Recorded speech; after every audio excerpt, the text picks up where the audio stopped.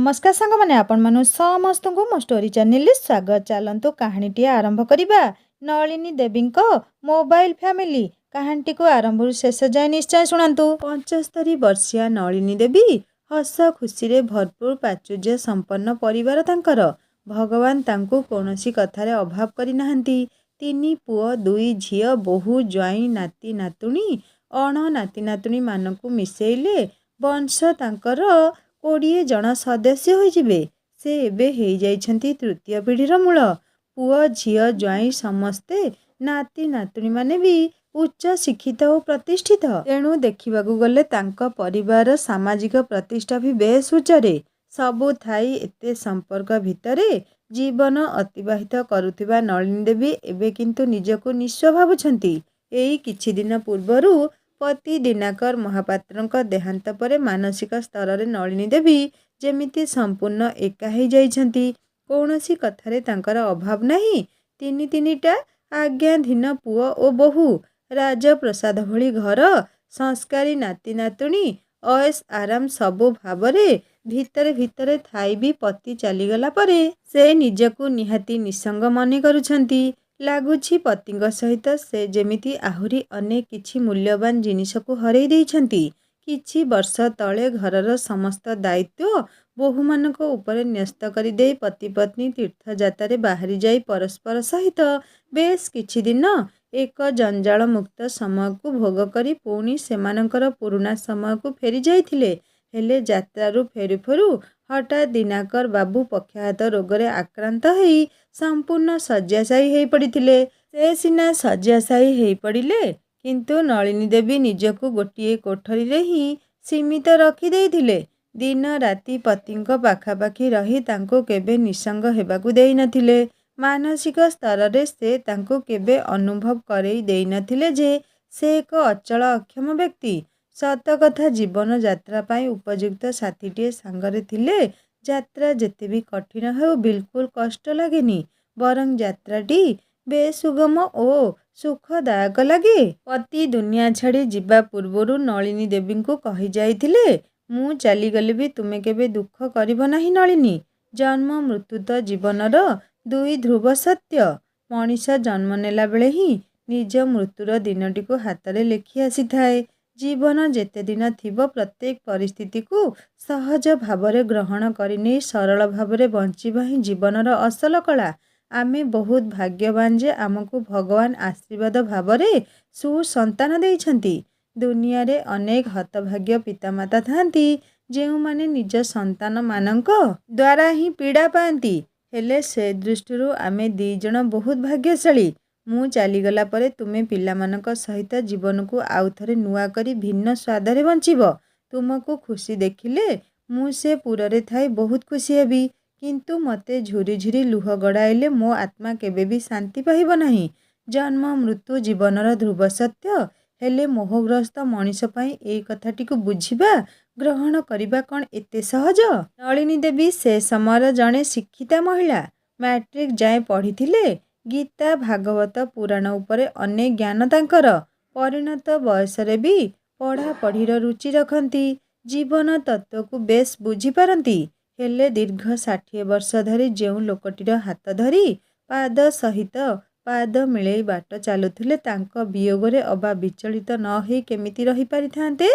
तेणु पति चलीगला परे से भांगी पड़िथिले।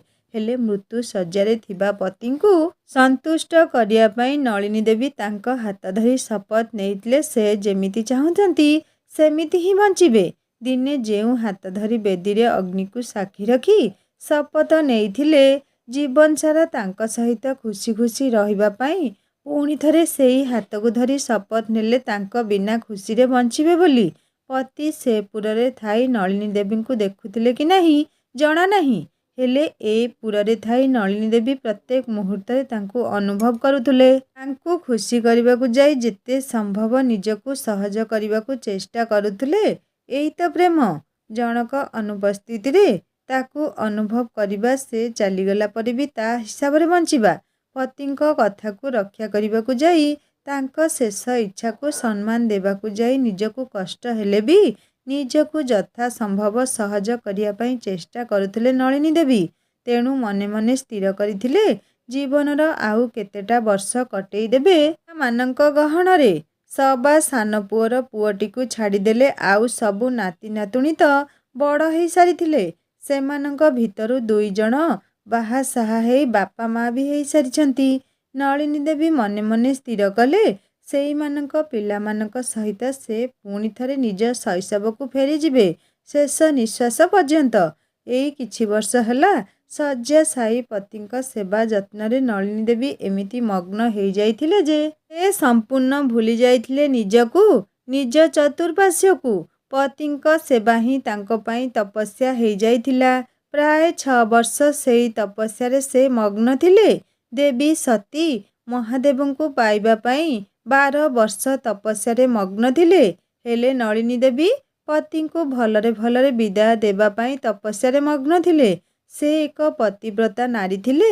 ତେଣୁ କାଚ ସିନ୍ଦୁର ଲୋଭରେ ପତିଙ୍କ ପୂର୍ବରୁ ଦୁନିଆ ଛାଡ଼ିଦେଇ ଅହ୍ୟ ସୁଲକ୍ଷଣୀ ପଦ ପାଇବାର ମୋହ ତାଙ୍କର ବିଲକୁଲ ନଥିଲା। ସେ ପ୍ରଭୁଙ୍କୁ ସବୁବେଳେ ପ୍ରାର୍ଥନା କରୁଥିଲେ ତାଙ୍କ ପୂର୍ବରୁ ଯେମିତି ଦିନାକର ବାବୁ ଦୁନିଆ ଛାଡ଼ନ୍ତୁ। କାରଣ ସେ ଯଦି ଆଗ ଚାଲିଯିବେ ଶଯ୍ୟାଶାୟୀ ପତିଙ୍କର ଅନ୍ତର କଥାକୁ କିଏ ଅବା ବୁଝିପାରିବ? ବୋହୂମାନେ ଶ୍ୱଶୁରଙ୍କ ସେବା ପାଇଁ ବେଶ୍ ତତ୍ପର ଥିଲେ। ହେଲେ ନଳିନୀ ଦେବୀ ସେମାନଙ୍କୁ ବାରଣ କରି ନିଜେ ହିଁ ସବୁ କିଛି କରି ପ୍ରକୃତ ଜୀବନସାଥୀର କର୍ତ୍ତବ୍ୟ ସମ୍ପାଦନ କରିଥିଲେ। ସେଇଥିରେ ତାଙ୍କର ଖୁସି ଥିଲା। ବେଳେ ବେଳେ ତ୍ୟାଗ ଓ ଭୁଲି ଯିବାରେ ହିଁ ଖୁସି ଥାଏ। ସେଇ ଖୁସି ଟିକକ ପାଇଁ କିଛି ବର୍ଷ ସେ ଭୁଲି ଯାଇଥିଲେ ସମ୍ପୂର୍ଣ୍ଣ ଦୁନିଆକୁ। ପତି ଚାଲିଗଲା ପରେ ଯାଇ ସେ ପ୍ରକୃତିସ୍ଥ ହେଇଥିଲେ ମାନସିକ ସ୍ତରରେ। ହେଲେ ଇଏ କ'ଣ ଦେଖୁଥିଲେ? ଏଇ କିଛି ବର୍ଷ ଭିତରେ ତାଙ୍କ ହାତଗଢ଼ା ଦୁନିଆଟା ଯେମିତି ବଦଳିଯିବା ଭଳି ଲାଗୁଥିଲା। ଉପରକୁ ତ ତାଙ୍କ ପରିବାର ପୂରା ଠିକ୍ ଠାକ୍ ଥିଲା। ସାଧାରଣ ଆଖିରେ ଯେଉଁଟା ଠିକ୍ ଠାକ୍ ଲାଗୁଥିଲା ସେଇଟାକୁ ନଳିନୀ ଦେବୀ ତାଙ୍କ ଅନ୍ତଃଚକ୍ଷୁ ଦ୍ୱାରା ଦେଖିପାରୁଥିଲେ ସେଇଟା ଅସଜଡ଼ା ଥିଲା। ସେ ଅନୁଭବ କରିଥିଲେ ଯେ ତାଙ୍କ ପରିବାର ବି ୟା ଭିତରେ ସମ୍ପୂର୍ଣ୍ଣ ବଦଳି ଯାଇଛି। ବଦଳି ଯାଇଛିର ମାନେ ନୁହେଁ ଯେ ପୁଅମାନେ ଭିନେ ହେଇ ଅଲଗା ହେଇଯାଇଛନ୍ତି କିମ୍ବା ତାଙ୍କ ପରିବାର ଉପରେ ସେମିତି କିଛି ବିପତ୍ତି ପଡ଼ିଛି। ହେଲେ ପରିବାର ସଦସ୍ୟଙ୍କ ଭିତରର ପୂର୍ବ ସମ୍ପର୍କର ଡୋରଟା ଯେମିତି ଦୁର୍ବଳ ହେଇ ପଡ଼ିଛି। ସେ ଅନୁଭବ କରିଥିଲେ ଆଉ ଯେମିତି କାହା ସହିତ କାହା ହୃଦୟର ଯୋଗସୂତ୍ର ନାହିଁ। ପୂର୍ବ ଭଳି ଗୋଟେ ଛାତ ତଳେ ସମସ୍ତେ ରହୁଛନ୍ତି, ଗୋଟେ ଟେବୁଲରେ ବସି ସମସ୍ତେ ଖାଉଛନ୍ତି, ସବୁ କିଛି ଏକତ୍ର ଚାଲିଛି। ହେଲେ କାହା ସହିତ କାହାର ଯେମିତି ଆଉ ଯୋଗସୂତ୍ର ନାହିଁ। ସମସ୍ତେ ନିଜ ନିଜ ଭିତରେ ବନ୍ଦୀ, ସମ୍ପୂର୍ଣ୍ଣ ସେଲ୍ଫ ଆଉ ସୋଲେଟେଡ୍। ସ୍ୱାମୀ ସହିତ ସ୍ତ୍ରୀର ସମ୍ପର୍କ ନାହିଁ, ମା ସହିତ ପୁଅର ସମ୍ପର୍କ ନାହିଁ, ଭାଇ ସହିତ ଭଉଣୀର ନାହିଁ, ଏମିତିକି ଛୋଟ ଛୋଟ ଛୁଆମାନେ ବି ନିଜ ମା ଠାରୁ ବିଚ୍ୟୁତ। ନଳିନୀ ଦେବୀଙ୍କ ପରିବାର ଭିତରେ ଦେଖାଯାଉଥିବା ଫରକଟା ଆଜି ଦୁନିଆ ପାଇଁ ଏକ ସାଧାରଣ ଘଟଣା। କାରଣ ବର୍ତ୍ତମାନ ପ୍ରାୟ ସମଗ୍ର ଦୁନିଆ ସେଇ ଫରକ ଭିତରେ ହିଁ ବଞ୍ଚୁଛି। ହେଲେ ନଳିନୀ ଦେବୀଙ୍କ ସୂକ୍ଷ୍ମ ମାନସିକତା ସେସବୁକୁ ସହଜରେ ଗ୍ରହଣ କରିପାରୁନଥିଲା। ସେ ଭଲ ଭାବରେ ବୁଝିଥିଲେ ସମୟ ସହିତ ଚଳନୀରେ ପରିବର୍ତ୍ତନ ଆସେ। ସେଇ ପରିବର୍ତ୍ତନରେ ହିଁ ସମାଜର ପ୍ରଗତି ଆସେ। ହେଲେ ଇଏ କି ପରିବର୍ତ୍ତନ? ଯେଉଁଠି ବାସ୍ତବରେ ମଣିଷ ସହିତ ମଣିଷର ସମ୍ପର୍କ ତୁଟିଯାଏ ଆଉ ସେ ଗୋଟେ ମଣିଷ ତିଆରି ଯନ୍ତ୍ରର ଦାସ ବନିଯାଇ ଏକ ପ୍ରହେଳିକା ବଳୟ ଭିତରେ ବଞ୍ଚେ। ଦୁନିଆ ତ ପ୍ରଥମରୁ ଭଗବାନଙ୍କ ରଚିତ ଏକ ମାୟା। ହେଲେ ଆଜିର ମଣିଷ ନିଜ ଦ୍ୱାରା ତିଆରି ଆଉ ଗୋଟେ ମାୟା ଭିତରେ ବଞ୍ଚୁଛି। ସିଏ କି ପ୍ରକାର ପ୍ରଗତି? ଯୋଉଠି ପ୍ରଗତି ନାଁରେ ଉପକାର 10 ଥିଲେ 90 ଅପକାର ଥାଏ। ପରିବର୍ତ୍ତନ ବିକାଶ ଆଡ଼କୁ ଏକ ମାର୍ଗ ହେଲେ ସବୁ କ୍ଷେତ୍ରରେ ଦ୍ରୁତ ପରିବର୍ତ୍ତନ କେବଳ ଧ୍ୱଂସ ଆଡ଼କୁ ଏକ ଦିଗ୍ଦର୍ଶନ। ନଳିନୀ ଦେବୀ ଅନୁଭବ କରୁଥିଲେ ସେଇ ପରିବର୍ତ୍ତନରେ ସାମିଲ ହେଇ ନିଜ ପରିବାର ସଦସ୍ୟଙ୍କଠାରେ ନୈତିକତା ଯେମିତି ବଦଳି ଯାଇଥିଲା। ନଳିନୀ ଦେବୀ ଦେଖୁଥିଲେ ଓ ଅନୁଭବ କରୁଥିଲେ ତାଙ୍କ ପରିବାର ଭିତରେ ଅବା ସମାଜରେ ଯେଉଁ ସବୁ ପରିବର୍ତ୍ତନ ଦେଖାଦେଇଛି ତାର କାରଣ ଆଉ କେହି ନୁହେଁ, କେବଳ ମୋବାଇଲ ଫୋନ ଓ ଇଣ୍ଟରନେଟ। ଦୁନିଆର ଅଧିକାଂଶ ମଣିଷଙ୍କୁ ଏଇ ଦୁଇଟି ଜିନିଷ ଯେମିତି ଗ୍ରାସ କରିଦେଇଛି। ମୋବାଇଲ ବ୍ୟବହାର ଆଜି ମଣିଷ ପାଇଁ ଏକ ନିଶା ପାଲଟି ଯାଇଛି। ସେଇ ନିଶା ମନ୍ଥର ଗତିରେ ପ୍ରଭାବ ପକାଉଥିବା ଏକ ବିଷ ସଦୃଶ ଅଦୃଶ୍ୟ ଭାବରେ ମଣିଷର ସାମାଜିକ ଓ ବ୍ୟକ୍ତିଗତ ଜୀବନକୁ କବଳିତ କରିଚାଲିଛି। ନଳିନୀ ଦେବୀ ଏ କଥାକୁ ସ୍ୱୀକାର କରନ୍ତି ଯେ ମୋବାଇଲ ଫୋନ୍ ଓ ଇଣ୍ଟରନେଟ୍ର ଆବିଷ୍କାର ମଣିଷ ପାଇଁ ଏକ ବରଦାନ ସଦୃଶ। ତାହାଦ୍ୱାରା ମଣିଷ ଅନେକ ଉପକୃତ ହେଉଛି। ହେଲେ ସେ ସବୁର ବହୁଳ ବ୍ୟବହାର ମଣିଷକୁ ଅଳସୁଆ କରିଦେବା ସହିତ ଗୋଟିଏ ମାନସିକ ସଂକଳନ ଆଡ଼କୁ ବି ଟାଣି ନେଉଛି। ପତିଙ୍କ ମୃତ୍ୟୁର କିଛି ମାସ ପରେ ପିଲାମାନେ ନଳିନୀ ଦେବୀଙ୍କ ମନରେ ଟିକେ ପରିବର୍ତ୍ତନ ପାଇଁ ଏକ ଟୁର୍ର ଆୟୋଜନ କରିଥିଲେ। ଭ୍ରମଣ ସ୍ଥାନଟି ଥିଲା ତାଙ୍କ ଘରଠୁ 150 କିଲୋମିଟର ଦୂରରେ ଥିବା ଏକ ଐତିହାସିକ ସ୍ଥାନ ତଥା ପ୍ରାକୃତିକ ପରିବେଷ୍ଟନୀରେ ଆବୃତ ଏକ ସୁନ୍ଦର କ୍ଷୁଦ୍ର ଶୈଳ ନିବାସ। ଏଭଳି ସ୍ଥାନଗୁଡ଼ିକ ନଳିନୀ ଦେବୀଙ୍କୁ ବେଶ୍ ପସନ୍ଦ। ଘରେ ସବୁ ପୁଅମାନଙ୍କ ପାଖରେ ଶୀତତାପ ନିୟନ୍ତ୍ରିତ କାର୍ ଥିଲେ ବି ପୂରା ପରିବାର କୌଣସି ସ୍ଥାନକୁ ଭ୍ରମଣରେ ବାହାରିଲେ ନଳିନୀ ଦେବୀ ଟ୍ରାଭେଲ୍ ଗାଡ଼ିକୁ ହିଁ ପସନ୍ଦ କରନ୍ତି। କାରଣ ସେଥିରେ ପୂରା ପରିବାର ସାଙ୍ଗ ହୋଇ ଏକତ୍ର ଯାଇପାରିବେ। ତେଣୁ ସେଦିନ ବି ଏକ ଟ୍ରାଭେଲ୍ ଗାଡ଼ି ବୁକ୍ କରି ସପରିବାରେ ବାହାରି ପଡ଼ିଥିଲେ। ପୂରା ପରିବାର ସହିତ ଯାତ୍ରା କରିବାର ଖୁସି ପୂରା ନିଆରା ଥାଏ। କିନ୍ତୁ ଏଥର ଦିନାକର ବାବୁ ନଥିଲେ ସାଙ୍ଗରେ। ସମସ୍ତେ ଯାଇ ଗାଡ଼ିରେ ବସି ପଡ଼ିଲେ। ଗାଡ଼ିରେ ବସିବା ମାତ୍ରକେ ନଳିନୀ ଦେବୀଙ୍କର ମନେ ପଡ଼ିଯାଉଥାଏ ପୂର୍ବ ସ୍ମୃତି ସବୁ। ଆଗରୁ ସମସ୍ତେ ମିଶି ଯାତ୍ରା କଲାବେଳେ ଅତି ଦୀର୍ଘ ଯାତ୍ରାର ସମୟ ବି କେମିତି କଟିଯାଏ ବିଲକୁଲ ଜଣାପଡ଼େନି। କଥାବାର୍ତ୍ତା ଗୁଲିଖଟି ଗୀତରେ ସମୟ ବିତିଯାଏ। ବେଳେବେଳେ ସବୁ ମିଶି ପୁରୁଣା ଗୀତ ଶୁଣନ୍ତି। ନିଜ ନିଜ ଭିତରେ ଅନ୍ତାକ୍ଷରୀ ଖେଳନ୍ତି। ସେହି ଭିତରେ ବି ଭାଇ ଭଉଣୀଙ୍କ ଭିତରେ ଝଗଡ଼ା ହେଇଯାଏ, ରାଗ ରୁଷା ହେଇଯାଏ, ପୁଣି ସଲା ସୁତୁରା ବି ହେଇଯାଏ।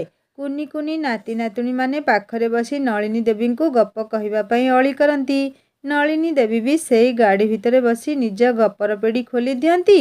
ବଡ଼ଠୁ ଛୋଟ ସବୁ ଚୁପ୍ ହେଇଯାଇ ନଳିନୀ ଦେବୀଙ୍କ ଠାରୁ କାହାଣୀ ଶୁଣନ୍ତି।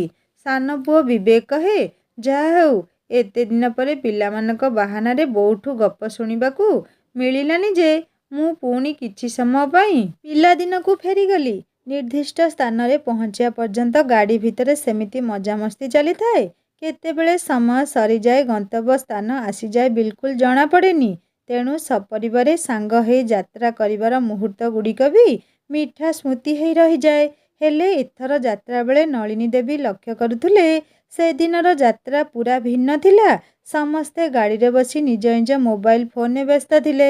ଅନ୍ୟମାନଙ୍କୁ ବ୍ୟାଘାତ ହେବ ବୋଲି ନିଜ ନିଜର ଇୟରକର୍ଡ଼ ବି କାନରେ ଲଗେଇ ଦେଇଥାନ୍ତି। ସମସ୍ତେ ନିଜ ନିଜର ମୋବାଇଲ ସହିତ ଏତେ ବ୍ୟସ୍ତ ହେଇଯାଇଥାନ୍ତି ଯେ ପାଖରେ କିଏ ବସିଛି ବୋଲି ବିସ୍ମରି ଯାଇଥାନ୍ତି। ମୋବାଇଲକୁ ବ୍ୟବହାର କଲାବେଳେ କାହା ମୁହଁରେ ହସ ଉକୁଟି ଉଠୁଥାଏ, କିଏ ବିଷାଦ ଦେଖାଯାଉଥାଏ, କିଏ ଆଶ୍ଚର୍ଯ୍ୟ ହେଇଯାଉଥାଏ ତ କିଏ ରାଗିଆ ଭଳି ଦେଖାଯାଉଥାଏ। ଏକା ନଳିନୀ ଦେବୀଙ୍କୁ ବାଦ୍ ଦେଲେ ସମସ୍ତଙ୍କ ହାତରେ ଗୋଟେ ଗୋଟେ ବଡ଼ ବଡ଼ ମୋବାଇଲ। ଏମିତିକି ପିଲାମାନେ ବି ଗୋଟେ ଗୋଟେ ଟାବଲେଟ୍ ଧରି କିଏ ଗେମ୍ ଖେଳିବାରେ ବ୍ୟସ୍ତ ତ କିଏ କାର୍ଟୁନ ଦେଖିବାରେ ବ୍ୟସ୍ତ। ନଳିନୀ ଦେବୀ ମନେ ପକାଉଥିଲେ ପୁରୁଣା ସମୟର ଯାତ୍ରା ବେଳେ ଗୋଟେ ହସ କଥାରେ ସମସ୍ତେ ସାଙ୍ଗ ହେଇ ହସୁଥିଲେ। ସବୁ ସାଙ୍ଗ ହେଇ ଗୀତ ଗାଉଥିଲେ, ଗପୁଥିଲେ। ହେଲେ ଆଜି ବିନା ବିବାଦରେ ସମସ୍ତେ ଯେମିତି ସମସ୍ତଙ୍କ ଠାରୁ ବିଚ୍ଛିନ୍ନ। ପ୍ରଥମ ଥର ପାଇଁ ସେଦିନ ଯାତ୍ରାରେ ନଳିନୀ ଦେବୀ ମାନସିକ ସ୍ତରରେ ଏକା ହେଇଯାଇଥିଲେ। ତାଙ୍କୁ ଲାଗୁଥିଲା ତାଙ୍କ ପିଲାମାନେ ଆଜି ମାନସିକ ସ୍ତରରେ ସମସ୍ତେ ଅଲଗା ଅଲଗା। ନଳିନୀ ଦେବୀ ନୀରବରେ ବସି ବସି ମନେ ପକାଉଥାନ୍ତି ନିଜର ସ୍ୱର୍ଗତ ପତିଙ୍କୁ। ଗନ୍ତବ୍ୟ ସ୍ଥଳରେ ପୂର୍ବରୁ ଏକ ରିସର୍ଟ ବୁକ୍ ହେଇଥାଏ। କାରଣ ସେଠାରେ ପୂରା 3 ଦିନ ରହିବାର ଯୋଜନା ଥାଏ। ତେଣୁ ନିର୍ଦ୍ଦିଷ୍ଟ ସ୍ଥାନଟିରେ ପହଞ୍ଚିବା ପରେ ସମସ୍ତେ ନିଜ ନିଜ କୋଠରୀକୁ ଯାଇ ଫ୍ରେଶ୍ ହେଇଗଲେ। ନଳିନୀ ଦେବୀଙ୍କ କୋଠରୀ ସାନ ନାତୁଣୀ ରିୟା ସହିତ ଥାଏ। ସମସ୍ତେ ଫ୍ରେଶ୍ ହେଇ ଯିବା ପରେ ଲଞ୍ଚ କରିବା ବେଳ 2ଟା ବଡ଼ ବଡ଼ ଟେବୁଲରେ ପୂରା ପରିବାର ବସିଗଲେ। କିଛି ସମୟ ପରେ ଖାଇବା ଆସି ପହଞ୍ଚିଗଲା। ସାନ ପିଲାମାନେ ଖାଇବା ଆରମ୍ଭ କରିବା ବେଳକୁ ରିୟା ସମସ୍ତଙ୍କୁ ବାରଣ କଲା। ରିୟାର ବାରଣର କାରଣ ବିଷୟରେ ନଳିନୀ ଦେବୀ କିଛି ଜାଣିପାରୁ ନଥିଲେ। ଅବଶ୍ୟ ସିଏ ତାଙ୍କର ସବୁ ପିଲାମାନଙ୍କୁ ଶିଖେଇଥିଲେ ଯେ ଖାଇବା ପୂର୍ବରୁ ଆଗ ଭଗବାନଙ୍କୁ ଧନ୍ୟବାଦ ଜଣେଇବ। ନିଜ ଖାଦ୍ୟକୁ ତାଙ୍କୁ ଅର୍ପଣ କରି ତାଙ୍କ ଉଦ୍ଦେଶ୍ୟରେ ପ୍ରଣାମ କରି ତାପରେ ଖାଇବ। ହେଲେ ଆଜି ଦ୍ୱିପ୍ରହର ଗଡ଼ିଗଲାଣି, ଛୋଟ ପିଲାମାନଙ୍କୁ ଭୋକ ଲାଗୁଥିବ। ନଳିନୀ ଦେବୀ ଆଉ କିଛି ଭାବିବା ପୂର୍ବରୁ ରିୟା ନିଜ ମୋବାଇଲ ଖୋଲି ଆଗ ସବୁ ଖାଇବା ଜିନିଷର କିଛି ଫଟୋ ଉଠେଇଲା। ତାପରେ ଖାଇବା ସହିତ ପରିବାର ସବୁ ସଦସ୍ୟଙ୍କ ଫଟୋ ନେଲା। ଏତେ ସମୟ ଧରି ଗାଡ଼ିରେ ସବୁ ଚୁପଚାପ ଥିଲେ, ହେଲେ ଫଟୋ ଉଠାଇବା ବେଳେ ସମସ୍ତଙ୍କ ମୁହଁରେ ହସ ଥିଲା। ଖାଇବା ଟେବୁଲ ପାଖରେ ବିଭିନ୍ନ ଭଙ୍ଗୀରେ ପୂରା ପରିବାର ମିଶି ଅନେକ ଗୁଡ଼ାଏ ଫଟୋ ଉଠେଇଲେ ଆଉ ଖାଇବା ବେଳକୁ ଖାଦ୍ୟ ସବୁ ଥଣ୍ଡା। ଖାଇସାରି ସାମାନ୍ୟ ବିଶ୍ରାମ ପରେ ରିସର୍ଟର ଅଳ୍ପ ଦୂରରେ ଥିବା ଏକ ଫର୍ଟ ଦେଖିବା ପାଇଁ ପୂରା ପରିବାର ବାହାରିଗଲେ। ଫର୍ଟଟି ବହୁତ ପୁରୁଣା ଓ ଏକ ପ୍ରାଚୁର୍ଯ୍ୟ ସମ୍ପନ୍ନ ରାଜବଂଶର ଦେଶଭକ୍ତି, ବୀରତ୍ୱ ଓ ଗାରିମାର ପ୍ରମାଣ ଦେଇ ସଗର୍ବରେ କାହିଁ କୋଉ କାଳରୁ ଠିଆ ହେଇ ରହିଛି। ଫର୍ଟର ଭିତରେ ଏକ ଛୋଟ ମ୍ୟୁଜିୟମ ବି ରହିଛି। ନଳିନୀ ଦେବୀ ଏଭଳି ସବୁ ସ୍ଥାନକୁ ଭ୍ରମଣରେ ଗଲେ ବେଶ୍ ମନ ଧ୍ୟାନ ଓ ନିରୀକ୍ଷଣ କରି ଦେଖନ୍ତି। ଲିଖିତ ପୁରୁଣା ବିବରଣୀଗୁଡ଼ିକ ବେଶ୍ ଆଗ୍ରହର ସହ ପଢ଼ନ୍ତି। ସେ ବିଷୟରେ ନିଜ ପରିବାର ସହିତ ଆଲୋଚନା ବି କରନ୍ତି। ହେଲେ ଏଥର ସବୁକିଛି ବ୍ୟତିକ୍ରମ ଥିଲା। ପିଲାମାନେ ଫର୍ଟରେ ପାଦ ଦେଉ ଦେଉ ନିରାଶ ହେଇଗଲେ। କାରଣ ସେଠି ଫଟୋ ଉଠେଇବା ବିଲକୁଲ ମନା ଥିଲା। ରିୟା ଅଭିଯୋଗ କରୁଥିଲା, ଏମିତି ପ୍ଲେସକୁ ଆସି ଲାଭ କ'ଣ ଯେ ଗୋଟେ ଫଟୋ ନେଇ ହବନି କି ସୋସିଆଲ ମିଡ଼ିଆରେ ସେୟାର କରି ହବନି। ଫର୍ଟ ପରେ ସେମାନେ ଏକ ଜଳପ୍ରପାତ ଆଡ଼କୁ ଯାଇଥିଲେ। ବେଶ୍ ମନୋରମ ଥିଲା ସ୍ଥାନଟି। ନଳିନୀ ଦେବୀ ସେଠି ଗୋଟେ ସ୍ଥାନରେ ବସି ପ୍ରକୃତି ଭିତରେ ହଜିଗଲେ ଓ ଜଳପ୍ରପାତର ଗର୍ଜନକୁ ଆଖି ବୁଜି ହୃଦୟ ଦେଇ ଶୁଣିବାକୁ ଲାଗିଲେ। ପିଲାମାନେ ଯିଏ ଯୋଉଠି ଫଟୋ ଉଠେଇବାରେ ବ୍ୟସ୍ତ ଥିଲେ, ରିୟା ଏକ ତୀଖ ପଥର ଖଣ୍ଡ ଉପରେ ଠିଆ ହେଇ ନିଜ ଶରୀରକୁ ପଛକୁ ଝୁଙ୍କେଇ ସେଲ୍ଫି ନେଉ ନେଉ ନିଜକୁ ସମ୍ଭାଳି ନପାରି ତଳକୁ ଖସି ପଡ଼ିଲା। ଭାଗ୍ୟ ଭଲ, ତାର ବିଶେଷ କିଛି କ୍ଷତି ହେଇ ନଥିଲା। ଖାଲି ଯାହା ପଥରରେ ଛେଚି ହେଇ କହୁଣୀ ଓ ହାତରେ କିଛି ଜାଗା ଛିଡ଼ି ଯାଇଥିଲା। ନଳିନୀ ଦେବୀ ଭଗବାନଙ୍କୁ କୋଟି କୋଟି ଧନ୍ୟବାଦ ଅର୍ପଣ କରୁଥିଲେ। ହେଲେ ମନେ ମନେ ଭୟ ପାଇ ଯାଇଥିଲେ, ଯଦି କିଛି ହେଇଯାଇଥାନ୍ତା ରିୟାର। ଏଠିକାର ସିକ୍ୟୁରିଟି କହୁଥିଲେ ଯେ ଏମିତି ସେଲ୍ଫି ନେଉ ନେଉ ଏଠି ଅନେକ ଲୋକଙ୍କ ପ୍ରାଣ ଚାଲିଗଲାଣି। ଭାଗ୍ୟ ଭଲ ଇଏ ପ୍ରପାତ ଆଡ଼କୁ ଖସି ଯାଇ ନାହାନ୍ତି। ରିୟା ପଡ଼ିଗଲା ପରେ ସମସ୍ତଙ୍କ ମୁଡ୍ ସେଦିନ ଅଫ୍ ହେଇ ଯାଇଥିଲା। ତେଣୁ ଆଉ ବୁଲାବୁଲି ନକରି ସେମାନେ ରିସର୍ଟକୁ ଫେରି ଆସିଥିଲେ। ରାତି ଭୋଜନ ପରେ ଯିଏ ଯାହା କୋଠରୀକୁ ଚାଲି ଯାଇଥିଲେ ବିଶ୍ରାମ କରିବା ପାଇଁ। ନଳିନୀ ଦେବୀ ବି ରିୟା ସହିତ ଶୋଇବାକୁ ଚେଷ୍ଟା କରୁଥାନ୍ତି। ହେଲେ ରିୟା ଶୋଇ ଶୋଇ ମୋବାଇଲରେ କିଛି କାମ ଚଲେଇଥାଏ। ନଳିନୀ ଦେବୀ ତାକୁ ଶୋଇଯିବାକୁ ଯେତେ ବାରଣ କଲେ ବି ଏଇ ଶୋଉଚି କହି ସମୟ ଗଡ଼େଇ ଗଡ଼େଇ ଚାଲିଥାଏ। ଦିନ ସାରା କ୍ଳାନ୍ତି ପାଇଁ ନଳିନୀ ଦେବୀଙ୍କୁ କେତେବେଳେ ନିଦ ଲାଗିଯାଇଛି। ହେଲେ ହଠାତ୍ ତାଙ୍କ ନିଦ ଭାଙ୍ଗିବା ବେଳକୁ ରାତି 2ଟା। ସେତେବେଳ ପର୍ଯ୍ୟନ୍ତ ରିୟା ମୋବାଇଲରେ ବ୍ୟସ୍ତ। ନଳିନୀ ଦେବୀ ଏଥର ଠିକ୍ ବୁଝିପାରୁଥିଲେ ଘରେ ରିୟା କ'ଣ ପାଇଁ ସବୁଦିନେ ସକାଳ 10ଟା ନ ବାଜିଲେ ବିଛଣାରୁ ଉଠେନି। ମା'ର କେତେ ଟଣା ଝିଙ୍କା ଗାଳି ପରେ ଯାଇ କେତେ କଷ୍ଟରେ ଉଠେ। ନିଦ ପୂରା ହେଇ ନଥିବାରୁ ବହେ ଗରଗର ହୁଏ। ସକାଳ ଜଳଖିଆ ବି ସେ ଛାଡ଼ି ସାରିଲାଣି। କାରଣ ସେ ଉଠି ନିଜ ନିତ୍ୟକର୍ମ ସାରିବା ବେଳକୁ 12ଟା ବାଜିଯାଏ। ତେଣୁ ଏକାଥରକେ ଲଞ୍ଚ କରେ। ରିୟା ଏକା ନୁହେଁ, ମଝିଆ ପୁଅର ପୁଅ 2ଟା ବି ସେମିତି ହେଇଗଲେଣି। ସବା ସାନ ପୁଅ 12 ବର୍ଷର ସମୁଧ। ସିଏ ବି ମୋବାଇଲରେ ଅନଲାଇନରେ ତାର ପାଠପଢ଼ା କରେ। ପଢ଼ାରେ ବ୍ୟାଘାତ ହବ ବୋଲି ସେ ଗୋଟିଏ କୋଠରୀରେ ଭିତର ପଟୁ କବାଟ ବନ୍ଦ କରି ପଢ଼େ। ହେଲେ କ୍ଲାସ ସରିବା ପରେ ବି ତା କୋଠରୀର କବାଟ କେବେ ବି ସେ ନିଜେ ଖୋଲେନି। ପଚାରିଲେ କହେ, ଟିଚର ଆଜି ଏକ୍ସଟ୍ରା କ୍ଲାସ ନେଲେ, ରିଭିଜନ କରୁଥିଲି, ଏମିତି ଅନେକ ବାହାନା କରେ। ହେଲେ ସେ ବ୍ୟବହାର କରୁଥିବା ମୋବାଇଲ ହିଷ୍ଟ୍ରି ଚେକ୍ ପରେ ଜଣାପଡ଼ିଥିଲା କି ସେ କ୍ଲାସ କରିବା ବାହାନା କରି ସାଙ୍ଗମାନଙ୍କ ସହିତ ଚାଟିଂ କରେ, ବିଭିନ୍ନ ଅଶ୍ଳୀଳ ଗୀତ ଓ ସିନେମା ଦେଖେ। ସବୁଠୁ ଗୁରୁତ୍ୱପୂର୍ଣ୍ଣ କଥା ହେଲା ଅଡଲ୍ଟ ବ୍ଲୁ ଫିଲ୍ମ ବି ଦେଖେ। 12 ବର୍ଷର ପିଲାର ଏମିତି କାର୍ଯ୍ୟକଳାପ ଦେଖି ପୂରା ପରିବାର ସେଦିନ ହତଚକିତ ହେଇଯାଇଥିଲା। ନଳିନୀ ଦେବୀଙ୍କ ସବୁଠାରୁ ବଡ଼ ନାତିର ପୁଅ ଆର୍ଯ୍ୟନ ମାତ୍ର 3 ବର୍ଷର ପିଲା। ତାକୁ ବି ଇଣ୍ଟରନେଟ୍ ଓ ମୋବାଇଲ ଦରକାର ଗେମ୍ ଓ କାର୍ଟୁନ ପାଇଁ। ସିଏ ତ ମୋବାଇଲ ଦେଖି ଦେଖି ଖାଏ, ମୋବାଇଲ ଧରି ଶୁଏ ବି। ମୋବାଇଲ ସହିତ ସେ ଏତେ ସଂଶ୍ଳିଷ୍ଟ ହେଇଗଲାଣି ଯେ ତାକୁ କେବେ ବାରଣ କଲେ ଭୟଙ୍କର ଭାବରେ ହିଂସ୍ର ହେଇଯାଇ କାନ୍ଦି କାନ୍ଦି ଗଡ଼ି ଯାଉଛି। ଏମିତିକି ଜିନିଷପତ୍ର ଫିଙ୍ଗାଫିଙ୍ଗି କରି ଭାଙ୍ଗିରୁଜି ଦେଉଛି। ପିଲାମାନେ ନିଜ ନିଜର ଚାହିଦା ଜିନିଷ ପାଇଁ କାନ୍ଦନ୍ତି, ଜିଦ୍ ଧରନ୍ତି। ସେଥିରେ ସେମାନଙ୍କ ଅଝଟପଣ ଥାଏ, ଅଳି ଥାଏ। ହେଲେ ନଳିନୀ ଦେବୀ ଲକ୍ଷ୍ୟ କରୁଥିଲେ ଆର୍ଯ୍ୟନ କାନ୍ଦିବାର ଅଝଟପଣ ନଥିଲା କି ଅଳି ନଥିଲା, ବରଂ ଗୋଟେ ଜିଦ୍ ଥିଲା, ଆଉ ସେଇଟା ତାର ନିଶା ବି ଥିଲା। ଯେମିତି ଡ୍ରଗ୍ସ ନେଉଥିବା ଲୋକମାନେ ଡ୍ରଗ୍ସ ନ ପାଇଲେ ପାଗଳଙ୍କ ଭଳି ହୁଅନ୍ତି, ଯେମିତି ନିଶାଖୋର ଲୋକମାନେ ନିଶା ଦ୍ରବ୍ୟର ବଶବର୍ତ୍ତୀ ହେଇଯାଇ ସାଧାରଣ ବାସ୍ତବ ଜୀବନଠାରୁ ଦୂରେଇ ଯାଆନ୍ତି, ଠିକ୍ ସେମିତି ଆର୍ଯ୍ୟନ ବି ନିଜ ଶୈଶବଠାରୁ ଯେମିତି ଦୂରେଇ ଯାଉଥିଲା। ନା ବାହାରେ ଯାଇ ଖେଳୁଥିଲା, ନା କେବେ କଣ୍ଢେଇ କିମ୍ବା ପେଁକାଳି ପାଇଁ ଜିଦ୍ ଧରୁଥିଲା। ଜିଦ୍ କରୁଥିଲା ତ କେବଳ ମୋବାଇଲ ପାଇଁ। ଆର୍ଯ୍ୟନ ଏଭଳି ଆଚରଣ ପାଇଁ ନଳିନୀ ଦେବୀ ତାକୁ ଦୋଷ ଦେଉନଥିଲେ, କାରଣ ତା'ର ଏଭଳି ଆଚରଣ ପାଇଁ ତା'ର ବାପା ମା ଓ ପରିବାର ଅନ୍ୟ ସଦସ୍ୟମାନେ ଦାୟୀ ଥିଲେ।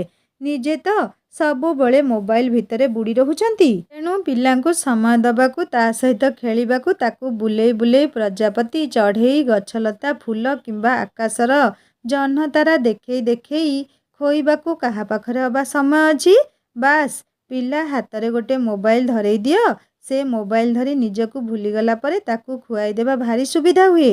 କାରଣ ସେ ମୋବାଇଲରେ ବ୍ୟସ୍ତ ହେଇଗଲା ପରେ ସେ ଜାଣିପାରେନି ଯେ କ'ଣ ଖାଏ, କେତେ ଖାଏ, ଖାଦ୍ୟର ସ୍ୱାଦ କ'ଣ। ସାଙ୍ଗମାନେ, ମନ ଦୁଃଖ କରିବେନି ଏପରି ଲେଖିଛି ବୋଲି। ମୋତେ ନିଶ୍ଚୟ କମେଣ୍ଟ କରି ଜଣେଇବେ ଏହା ସତ କି ନୁହେଁ। ବଡ଼ ପୁଅର ଝିଅ ଶ୍ଵେତା ନଳିନୀ ଦେବୀଙ୍କ ବଡ଼ ନାତୁଣୀ। ବାହାଘରକୁ ତା'ର 10 ବର୍ଷ ହେଇଗଲାଣି। ହେଲେ ସେ ଏଯାଏଁ ମା' ହେଇପାରିନି। IT ରେ କାମ କରେ। ସବୁବେଳେ ଲାପଟପରେ କାମ। ତା' ଛଡ଼ା ଫୁର୍ସତ ସମୟରେ ମୋବାଇଲ ଧରି ଘଣ୍ଟା ଘଣ୍ଟା ଗପିବା ତା'ର ଏକ ଅଭ୍ୟାସ। ତା'ର ଓ ତା' ପତିର ପ୍ରଜନନ କ୍ଷମତାରେ କିଛି ତ୍ରୁଟି ନଥିଲେ ବି ଡାକ୍ତର କହୁଛନ୍ତି ଯେ ଅତ୍ୟଧିକ ଇଣ୍ଟରନେଟ୍ ବ୍ୟବହାର ଫଳରେ ଦେହରେ ହରମୋନ୍ କ୍ଷରଣ ଉପରେ ପ୍ରଭାବ ପଡ଼ୁଥିବାରୁ ସେ କନସିଭ୍ କରିପାରୁନାହାନ୍ତି। ଗୋଟେ ଦିନ ସାନ ବୋହୂ ଅର୍ପିତା ଓ ସାନ ପୁଅ ଭିତରେ ଫୋନରେ ପ୍ରବଳ ଝଗଡ଼ା ଚାଲିଲା। ଝଗଡ଼ା ବଢ଼ି ଡିଭୋର୍ସ ପର୍ଯ୍ୟନ୍ତ ବି କଥା ଚାଲିଗଲା। ଝଗଡ଼ାର କାରଣ ବି ଥିଲା ମୋବାଇଲ। ସାନ ପୁଅ ସୁରକ୍ଷା ବାହିନୀରେ କାମ କରେ, ରହେ କାଶ୍ମୀରରେ। ପୁଅର ପଢ଼ାପଢ଼ି ପାଇଁ ବୋହୂ ଏବେ ଘରେ। ଗୋଟେ ଦିନ ରାତିରେ ପୁଅ ଫୋନ୍ କରିଛି, ହେଲେ ବୋହୂ ଫୋନ୍ ଉଠେଇ ପାରିନି। କିନ୍ତୁ ସେ କୁଆଡ଼େ ଠିକ୍ ସେଇ ସମୟରେ ଅନଲାଇନରେ ଅଛି। ତେଣୁ ପୁଅ ବୋହୂ ଉପରେ ପ୍ରବଳ ରାଗିଯାଇ ତାକୁ ଦୁନିଆ କଥା କହିଛି। ଅନଲାଇନରେ କାହା ସହିତ ଚାଟିଂ କରୁଥିଲ ବୋଲି ପ୍ରଶ୍ନ ବି କରିଛି। ଏଇ କଥାକୁ ନେଇ ଦୁହିଁଙ୍କ ଭିତରେ ଝଗଡ଼ା, ସନ୍ଦେହ ଆଉ ମନମାଳିନ୍ୟ ଏବେ ବି ଚାଲିଛି। ଦୂର ଲୋକ ସହିତ ସମ୍ପର୍କ ସ୍ଥାପନ ପାଇଁ ମୋବାଇଲ ଏକ ସହଜ ମାଧ୍ୟମ। ହେଲେ ସେ ସମ୍ପର୍କ ଯୋଡ଼ିବ କ'ଣ? ସମ୍ପର୍କରେ ଫାଟ ସୃଷ୍ଟି କରିଦେଉଛି। ଆଜିର ଛୁଆମାନଙ୍କ କଥା ଛାଡ଼। ନଳିନୀ ଦେବୀ ଲକ୍ଷ୍ୟ କରୁଥିଲେ ତାଙ୍କ ବଡ଼ ପୁଅ ବୋହୂ ସେ ଦୁଇଜଣ ବି ମୋବାଇଲରେ ବ୍ୟସ୍ତ ରହି ଘରର ଅନେକ ଜରୁରୀ ନିୟମ କାନୁନକୁ ଭାଙ୍ଗି ସାରିଛନ୍ତି। ଯେମିତିକି ସମସ୍ତେ ଭୋରୁ ଉଠି କିଛି ସମୟ ଯୋଗ ପ୍ରାଣାୟାମ କରିବା, ସୂର୍ଯ୍ୟୋଦୟ ପୂର୍ବରୁ ବାହାରେ ଖୋଲା ହାୱାରେ କିଛି ସମୟ ଚାଲିବା, ଠିକ୍ ସମୟରେ ଗାଧେଇ ପୂଜା ଘରେ ଉପସ୍ଥିତ ହେବା, ଛୋଟମାନେ ସନ୍ଧ୍ୟା ସକାଳେ ବଡ଼ମାନଙ୍କ ପାଦ ଛୁଇଁ ପ୍ରଣାମ କରିବା, ସମସ୍ତେ ଏକତ୍ର ହେଇ ଖାଇବା, ରାତିରେ ଶୋଇବା ପୂର୍ବରୁ କିଛି ସମୟ ସମସ୍ତେ ଏକତ୍ର ବସିବା ଇତ୍ୟାଦି। ଏଇ ନିୟମଟିକୁ ତାଙ୍କ ପିଲାମାନେ ଛୋଟ ଥିବାବେଳେ ନଳିନୀ ଦେବୀ ହିଁ ପ୍ରଣୟନ କରିଥିଲେ। ହେଲେ ସେ ଲକ୍ଷ୍ୟ କରୁଥିଲେ ଏସବୁ ନିୟମ ତାଙ୍କ ଘରେ ଆଉ ବିଲକୁଲ କାର୍ଯ୍ୟକାରୀ ହେଉନି। ଏମିତିକି ଘରକୁ ଆଉ ଖବରକାଗଜ ବି ଆସୁନି। ପିଲାମାନଙ୍କର କହିବା କଥା ଯେ ଇଣ୍ଟରନେଟ୍ ଯୁଗରେ ସବୁ ନ୍ୟୁଜ୍ ତ ଅନଲାଇନରେ ଆସିଯାଉଛି, ଏତେ ସମୟ ଦେଇ ପେପର ପଢ଼ୁଛି କିଏ? ନଳିନୀ ଦେବୀ ବିବାହ ପରେ ଚାରି କାନ୍ଥ ଅନେକ କଡ଼ା ନିୟମର ଅନୁଶାସନ ଭିତରେ ନିଜ ଜୀବନ ଅତିବାହିତ କରିଥିଲେ।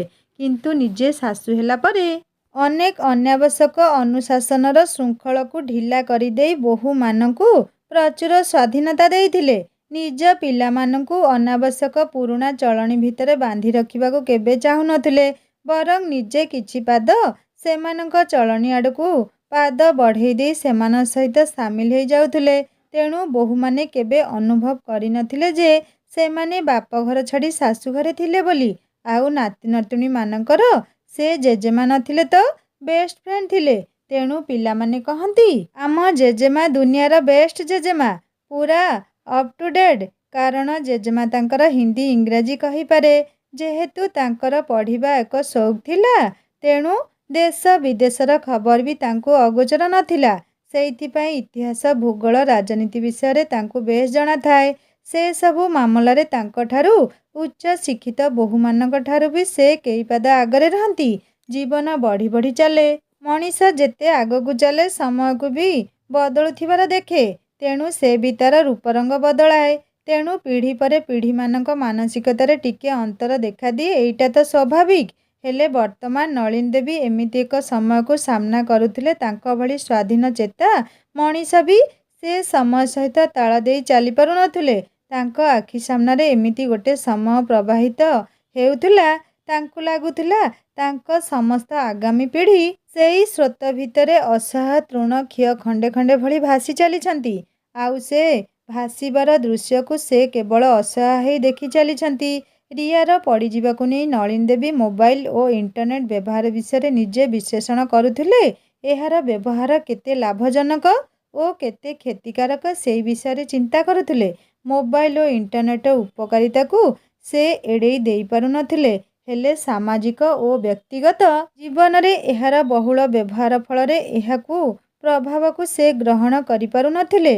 ଏଇ ଇଣ୍ଟରନେଟ୍ ପାଇଁ ତାଙ୍କ ନିଜ ପରିବାର ସ୍ୱାଭାବିକ ଜୀବନ ବି ଆଜି ଅସ୍ତବ୍ୟସ୍ତ। ଦୂର ଦୂରାନ୍ତରେ ବନ୍ଧୁତା ରଖିବା ପାଇଁ ମଣିଷ ଆଜି ନିଜ ପାଖ ମଣିଷକୁ ଭୁଲି ଯାଉଛି। କୋମଳମତି ଶିଶୁଟିଏ ଶୈଶବର ଚପଳତାଠାରୁ ବହୁ ଦୂରକୁ ଚାଲିଯାଉଛି। କିଶୋରଟିଏ ବାଟବଣା ହେଇ ଅବାଟକୁ ଚାଲିଯାଉଛି। ସ୍ୱାମୀ ସ୍ତ୍ରୀ ଭିତରେ ମନାନ୍ତର ହେଉଛି। ସତରେ ମୋବାଇଲ ଗୋଟେ ଯନ୍ତ୍ରଦାନବ ଓ ଇଣ୍ଟରନେଟ୍ ଏକ ମାୟାଜାଲ। ଆଉ ସେସବୁର କମ୍ପାନୀମାନେ ସେ ମାୟାର ସୂତ୍ରଧର। ମାୟା ବିସ୍ତାର କରି କମ୍ପାନୀମାନେ ନିଜେ କୋଟି କୋଟି ଟଙ୍କାର ଲାଭ ଉଠେଇ ଜନସାଧାରଣମାନଙ୍କୁ ଜାଲରେ ଛନ୍ଦି ଦେଉଛନ୍ତି। କାରଣ ଇଣ୍ଟରନେଟ୍ ଗୋଟେ ମନ୍ଦିର ଆଡ଼କୁ ଯାଉଥିବା ରାସ୍ତା ଭଳି ନୁହେଁ, ବରଂ ଗୋଟେ ମାୟା ନଗରୀକୁ ପଡ଼ିଥିବା ରାସ୍ତା। ରାସ୍ତା କଡ଼ରେ ବିଭିନ୍ନ ପ୍ରକାର ମନଲୋଭା ଜିନିଷର ଦୋକାନ ଖଞ୍ଜା ଯାଇଛି। ସେ ରାସ୍ତାରେ ଚାଲୁ ଚାଲୁ ମଣିଷ ନିଜ ଲକ୍ଷ୍ୟସ୍ଥଳରେ ପହଞ୍ଚିବା ପୂର୍ବରୁ ରାସ୍ତା କଡ଼ରେ ଥିବା ଜିନିଷର ମୋହକୁ ପାର କରି ଯିବାଟା ବହୁତ କଷ୍ଟ। ଯିଏ ସଂଯମତା ଆଚରଣ କରି ସେସବୁ ଲାଳସାକୁ ଅତିକ୍ରମ କରିଗଲା ସିଏ ସଫଳତା ପାଇଲା। ଆଉ ଯିଏ ସେ ମାୟାରେ ପଡ଼ିଗଲା ସେ ଜୀବନସାରା କେବଳ ପଥଭ୍ରଷ୍ଟ ହେଇ ଘୂରି ବୁଲିବା ସାର ହେବ। ଖାଲି ନଳିନୀ ଦେବୀଙ୍କ ପରିବାର ନୁହେଁ, ଦୁନିଆର ସବୁ ପରିବାର ଆଜି ମୋବାଇଲ ଓ ଇଣ୍ଟରନେଟ୍ ରୂପକ ମାୟାଜାଲରେ ଫସି ସାରିଛି। ଅତ୍ୟଧିକ ବିଳାସ ଓ ଅଏସ ଆରାମ ଜୀବନ ଅତିବାହିତ କରିବା ଫଳରେ ଯଦୁବଂଶ ଦିନେ ସମୁଦ୍ରର ଅଥଳ ଜଳରେ ଲୀନ ହେଇଯାଇଥିଲା। ଆଜି ଅତ୍ୟଧିକ ଇଣ୍ଟରନେଟ୍ ବ୍ୟବହାର ଫଳରେ ମଣିଷର ନୈତିକତା ଓ ମାନବିକ ମୂଲ୍ୟବୋଧ ବି ଦିନେ ସମ୍ପୂର୍ଣ୍ଣ ସମାଧିସ୍ଥ ହେବ। ଏଇ କଥାଟି ନଳିନୀ ଦେବୀଙ୍କୁ ପୂରା ଜଳ କରି ଦେଖାଯାଉଥିଲା। ନଳିନୀ ଦେବୀ ଗୋଟେ ଗଛର ଶୁଖିଲା ପତ୍ରଟିଏ ଭଳି। ଖସିଯିବାକୁ ଗୋଟେ ପବନର ଝଟକା ଖାଲି ଆବଶ୍ୟକ। ତାଙ୍କ ବାକିତକ ଜୀବନ ପାଇଁ ତାଙ୍କ ପାଇଁ କେହି ସମୟ ଦେଇ ନ ପାରିଲେ ବି ତାଙ୍କର ଦୁଃଖ ନାହିଁ। ପ୍ରଭୁଙ୍କ ଆରାଧନା କରି ସେ କାଟିନେବେ ବାକିତକ ସମୟ। ହେଲେ ସେ ମନେ ମନେ ସ୍ଥିର କରିଥିଲେ, ଝଡ଼ିଯିବା ପୂର୍ବରୁ ଅତି କମରେ ତାଙ୍କ ପରିବାରଟିକୁ ମୋବାଇଲ ଓ ଇଣ୍ଟରନେଟ୍ ମାୟାଜାଲ କବଳରୁ ଉଦ୍ଧାର କରିବେ। ହୁଏତ ତାଙ୍କୁ ଦେଖି ଆଉ କେତେଜଣ ନଳିନୀ ବାହାରି ପଡ଼ିବେ ସେମାନଙ୍କ ପରିବାର ସୁଧାରିବା ପାଇଁ। ନଳିନୀ ଦେବୀଙ୍କ ଦୂରଦୃଷ୍ଟି କହୁଥିଲା ଯେ ଦିନେ ସମୟ ଆସିବ, ବହୁଳ ମୋବାଇଲ ଓ ଇଣ୍ଟରନେଟ୍ ବ୍ୟବହାର କରିବା ପାଇଁ ଲୋକମାନଙ୍କୁ ବାରଣ କରାଯିବ ଓ ସଚେତନ କରାଯିବ। ହେଲେ ସେ ସମୟ ପୂର୍ବରୁ ତାଙ୍କ ପରିବାର ଭିତରେ ସଚେତନତା ପାଇଁ ସେ କାହିଁକି ଚେଷ୍ଟାଟିଏ ନ କରିବେ। ଭ୍ରମଣରୁ ଫେରିବାର 2 ଦିନ ପରେ ନଳିନୀ ଦେବୀ ନିଜ ବଡ଼ ପୁଅକୁ ଡାକି କହିଲେ ଯେ ପରିବାର ସମସ୍ତ ସଦସ୍ୟଙ୍କୁ କହିଦେବୁ ଯେ ଆଜି ସନ୍ଧ୍ୟାବେଳେ ମୋ ପାଇଁ ଟିକେ ସମୟ ବାହାର କରି ବୈଠକ ଘରେ ଯେମିତି ସମସ୍ତେ ଏକତ୍ର ହେବେ। ମୋର ଗୋଟେ ଜରୁରୀ ଘୋଷଣା କରିବାର ଅଛି। ମାଙ୍କର ଏଭଳି କଥା ଶୁଣି ସବୁ ପୁଅ ବୋହୂମାନେ ଚିନ୍ତାରେ ପଡ଼ିଗଲେ। ସମସ୍ତଙ୍କ ମନରେ ଗୋଟିଏ ପ୍ରଶ୍ନ, ମା ଏମିତି କ'ଣ ଘୋଷଣା କରିବେ? ନିର୍ଦ୍ଦିଷ୍ଟ ସମୟରେ ସମସ୍ତେ ଆସି ବୈଠକ ଘରେ ଉପସ୍ଥିତ ହେଲେ। ନଳିନୀ ଦେବୀ ଏଥର ନିଜ କଥା ଆରମ୍ଭ କରି କହିଲେ ଯେ ମୋତେ ଆଉ ଏ ଘରେ ଭଲ ଲାଗୁନି। ତେଣୁ ଦୟାକରି ମୋତେ ନେଇ କୌଣସି ଏକ ଜରାଶ୍ରମରେ ଛାଡ଼ି ଦେଇ ଆସ। କାରଣ ତମମାନଙ୍କର ତ ମୋ ସହ ସମୟ ବିତାଇବା ପାଇଁ ଫୁର୍ସତ ନାହିଁ। ତୁମମାନଙ୍କ ବାପା ଗଲାବେଳେ ମୁଁ ତାଙ୍କୁ କଥା ଦେଇଥିଲି ବାକିତକ ଜୀବନ ଖୁସିରେ ବିତେଇବି। ମଣିଷଟିଏ ଏକାକୀ କେମିତି ଖୁସି ରହିପାରିବ? ସେଠିକୁ ଗଲେ ସେଠାରେ ଥିବା ଅନ୍ୟ ବୟସ୍କମାନଙ୍କ ସହିତ ମିଶି ବାକିତକ ଜୀବନ ଖୁସିରେ କାଟି ଦେଇପାରିବି। ତୁମେମାନେ ଭଲରେ ରୁହ। ତୁମମାନଙ୍କ ସ୍ୱାଧୀନତାରେ ମୁଁ କେବେ ହସ୍ତକ୍ଷେପ କରିବା ପାଇଁ ଚାହିଁବି ନାହିଁ। ନଳିନୀ ଦେବୀଙ୍କ ଏଭଳି କଥା ଶୁଣି ସମସ୍ତେ ହତବାକ୍ ହେଇ ପଡ଼ିଥିଲେ, ବିଶେଷ କରି ବୋହୂମାନେ। କାରଣ ଯେଉଁ ଶାଶୁ ସେମାନଙ୍କୁ ମା ଭଳି ସ୍ନେହ ଦେଇଛନ୍ତି, ସିଏ ଏଇ ପରିଣତ ବୟସରେ ଯାଇ ବୃଦ୍ଧାଶ୍ରମରେ ଆଶ୍ରୟ ନେବେ। ନାତି ନାତୁଣୀମାନେ ନିଜକୁ ଲଜ୍ଜିତ ଅନୁଭବ କରୁଥିଲେ। ଯେଉଁ ଜେଜେମା ସେମାନଙ୍କୁ ନିଜ ମାଠୁ ଅଧିକ ସ୍ନେହ ଦେଇଛି, ଛୋଟବେଳେ ସେମାନଙ୍କ ଖୁସି ପାଇଁ ସେମାନଙ୍କ ସହିତ ନିଜେ ପିଲା ବନିଯାଇଛି, ଆଜି ଜେଜେ ଚାଲିଗଲା ପରେ ସେ ନିଜକୁ ନିଃସଙ୍ଗ ମନେ କରୁଛି। ଅଥଚ ସେମାନେ ଜାଣିପାରୁନାହାନ୍ତି। ବଡ଼ ପୁଅ ମାଙ୍କ ମୁହଁରୁ ଏଭଳି ଗୋଟେ କଥା ଶୁଣି ସିଧା ତାଙ୍କ ପାଦ ଧରି ପକେଇ ପଚାରିଥିଲେ, ମା ତୁ ଯେମିତି କହିବୁ ସେମିତି ହବ। ହେଲେ ଏତେ ବଡ଼ କଥାଟିଏ ତୁ ପାଟିରେ ଧରନା। ନଳିନୀ ଦେବୀ ଏଥର ନିଜ ମନ କଥା ଖୋଲି କହିଥିଲେ, ଯଦି ପୂର୍ବ ନିୟମ କାନୁନ ଅନୁସାରେ ପରିବାର ଚଳିବ, ମୁଁ ହୁଏତ ମୋ ନିଷ୍ପତ୍ତି ବଦଳେଇ ନେବି। ସମସ୍ତେ ଏଥିରେ ସମ୍ମତି ପ୍ରଦାନ କରିଥିଲେ। ନଳିନୀ ଦେବୀଙ୍କ ପରିବାରରେ ଏଥର ପୂର୍ବଶ୍ରୀ ଫେରି ଆସିଥିଲା। ରିୟା ଆଉ ବିଳମ୍ବ ରାତି ପର୍ଯ୍ୟନ୍ତ ମୋବାଇଲରେ ସମୟ ନଷ୍ଟ କରୁନଥିଲା। କାରଣ ତାକୁ ସକାଳୁ ଉଠି ଜେଜେମା ସହିତ ମେଡିଟେସନ କରିବାକୁ ଥିଲା। ପୂଜା ପାଇଁ ବଗିଚାରୁ ଫୁଲ ତୋଳିବାକୁ ଥିଲା। ବୋହୂମାନେ ବି ଫେସବୁକରେ ଫଟୋ ପୋଷ୍ଟ କରି ବାରମ୍ବାର ଲାଇକ୍ କମେଣ୍ଟକୁ ଚେକ୍ କରୁନଥିଲେ। ବରଂ ଘର କାମ ପରେ ସମ୍ବାଦପତ୍ରରେ ଟିକେ ଆଖି ପକାଉଥିଲେ। ନିଜ ନିଜ ଭିତରେ ଗପସପ ହେଉଥିଲେ। ନଳିନୀ ଦେବୀ ବେଶୀ ଖୁସି ଥିଲେ ଆର୍ଯ୍ୟନ ଓ ସମୁଦ୍ର ପାଇଁ। ସମୁଦ୍ର ପଢ଼ା ବାହାନାରେ ଆଉ ଘଣ୍ଟା ଘଣ୍ଟା ଧରି ମୋବାଇଲ ଧରି ବସୁନଥିଲା। ଆର୍ଯ୍ୟନ ବି ମୋବାଇଲ ଛାଡ଼ି ଏଥର ନଳିନୀ ଦେବୀଙ୍କଠାରୁ ଗପ ଓ ଗୀତ ଶୁଣୁଥିଲା। ତାଙ୍କ ସହିତ ଖେଳୁଥିଲା। ଧୀରେ ଧୀରେ ବାହାରେ ବି ଯାଇ ଖେଳିବାରେ ବ୍ୟସ୍ତ ରହୁଥିଲା। ଘରର ପୂର୍ବ ନିୟମ ସବୁ ଲାଗୁ ହେବା ପରେ ଘରର ବଡ଼ମାନେ ବି ପୁଣି ଥରେ ପରସ୍ପର ସହିତ ମାନସିକ ସ୍ତରରେ ଯୋଡ଼ି ହେଇ ଯାଉଥିଲେ। ନଳିନୀ ଦେବୀ ମନେ ମନେ ଆଶ୍ୱସ୍ତ ଅନୁଭବ କରୁଥିଲେ। ଯାହା ହେଉ ତାଙ୍କ ପରିବାରଟିକୁ ସେ ଇଣ୍ଟରନେଟ୍ ନାମକ ମାୟାଜାଲ କବଳରୁ ମୁକ୍ତ କରିପାରିଛନ୍ତି ବୋଲି। ସାଙ୍ଗମାନେ, ପ୍ରଥମେ କହିବି କାହାଣୀ ମାଧ୍ୟମରେ ଯଦି କାହାର ମନ କଷ୍ଟ ହୋଇଥାଏ ତାହେଲେ ମୋତେ କ୍ଷମା କରିଦେବେ। ଏପରି ଲେଖିବାର କାରଣ ଆପଣମାନେ ନିଶ୍ଚୟ ବୁଝିପାରୁଥିବେ। ଆପଣଙ୍କ ପରିବାରକୁ ଦେଖି ସାଧାରଣତଃ ଆମେ ମୋବାଇଲକୁ ବ୍ୟବହାର କରିବା, କିନ୍ତୁ ସଚେତନ ହେବା ନିହାତି ଦରକାର। ସାଙ୍ଗମାନେ, କାହାଣୀଟି କେମିତି ଲାଗିଲା ମୋତେ ନିଶ୍ଚୟ କମେଣ୍ଟ କରି ଜଣାଇବେ। ଆଉ ଯଦି ଭଲ ଲାଗିଥାଏ ଲାଇକ୍ ଟିକେ କରିବେ, ସାଙ୍ଗମାନଙ୍କ ସହିତ ସେୟାର କରିବେ। ଆଉ ଯଦି ମୋ ଚ୍ୟାନେଲରେ ନୂଆ ଅଛନ୍ତି ତାହେଲେ ସବସ୍କ୍ରାଇବ୍ କରି ବେଲ୍ ଆଇକନ୍ ଦବାଇଦେବେ। ହିନ୍ଦୀ ଷ୍ଟୋରି ଚ୍ୟାନେଲରେ ଶାଶୁ ବୋହୂଙ୍କ ଉପରେ ସୁନ୍ଦର ସୁନ୍ଦର ହିନ୍ଦୀ ଷ୍ଟୋରି ଅପଲୋଡ଼ ହୋଇସାରିଛି। ଆପଣମାନେ ଯାଇ କାହାଣୀ ଶୁଣନ୍ତୁ ଏବଂ ସବସ୍କ୍ରାଇବ୍ କରିବାକୁ କେବେ ଭୁଲନି। ରହୁଛି ନମସ୍କାର, ଜୟ ଜଗନ୍ନାଥ।